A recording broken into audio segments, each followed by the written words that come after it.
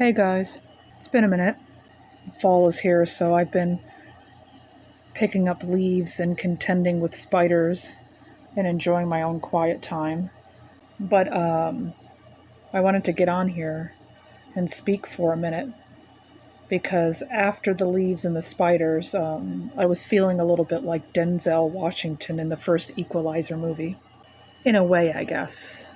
Not in a combative way, but in that part in the movie after he goes and talks to the antagonist, which is the Russian guy called Nikolai, and Denzel Washington says, "I'm gonna make an exception for you." Yeah, that part. That's how I was feeling last week.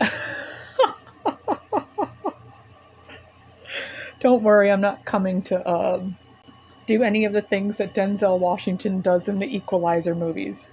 In the movie, his new way of life, because of the promise he made to his wife, is to remain quiet and probably not say anything and definitely not kill people that are unrighteous. But, in the movie, he's speaking to Nikolai, and Nikolai just will not stop. And that's at that point is when I think Denzel goes into the bar and he tells him about this exception that he's going to make for him, and that it would be the first time that he has to break his promise to his spouse because Nikolai is that special. Yeah, I feel like that now. Because every now and then I've been sitting around listening to people's reactions on Charlie Kirk's death. I really didn't know that much about him because I only heard a few minutes of some clips, probably about a year ago. Him, along with the Fuentes character and some other people that I very much disagree with about things that they have said in the past. I do not entertain people like that for long periods of time because even though it is good to listen to people that you have a difference of opinion with, you have to be very, very careful that their views don't make their way into influencing what you know to be true. And that's how I felt about some of the clips that I have heard Charlie Kirk speaking in, especially about women and about the intelligence level of Black people. And I didn't like it. And I don't like it now, and there's nothing anybody can say to make me feel differently about that. However, I do not believe that just because he said things like that, that is a reason to be shot in the neck, to be assassinated, to be killed, to be murdered. No, I don't agree with that. Yeah, I don't believe that just because he was not my cup of tea, that he might not be somebody else's cup of tea. I will say that he's not a cup of tea that I'd serve to anybody, especially not anybody that I like.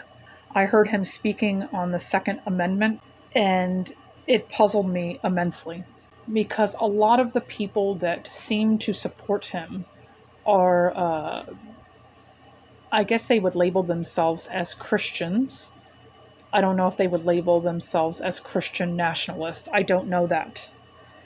But what I didn't understand is why nobody made the Caiaphas connection. Because as soon as I heard about the situation, and then I thought about the thing that he had said a long time ago about the Second Amendment. It was something to the sound of a few people dying. I'm paraphrasing. A few people or a person dying by gun violence is worth it if that means that Americans can keep their Second Amendment rights. When I heard him say that, I thought of Caiaphas in the word. I believe it's John 18 when Jesus gets arrested and, Judas betrays him. And the soldiers come to get him, the priests and the Pharisees. And Caiaphas, I think he's the high priest, he goes to speak to, his cohorts. And they're trying to figure out what to do about the Jesus issue. Caiaphas said that it would be good if one man died for the people, that was a fine thing to do. And this is the same thing that Charlie Kirk said. He said the exact same thing that Caiaphas said, which was not what Jesus Christ said. Jesus Christ, and I believe it was Matthew 18, spoke about going after the one sheep that is lost, because even though he loves the 99, it is still best to go after the one. That he would be happier to not forsake one for the sake of 99. That is what Jesus said. He also said it when he was arrested. He said, I have not lost one of those that you gave me. And in Matthew, he said, I tell you the truth. If he finds the one, he is happier about that one than about the 99 that did not wander off. In the same way that the Father in heaven is not willing that any of these little ones should be lost. So what does that mean? It means that Jesus did not want to forsake one for some amendment. He thought all people were important enough that none should be forsaken, and if any, it was himself. Whereas Charlie Kirk had said the exact words that Caiaphas said.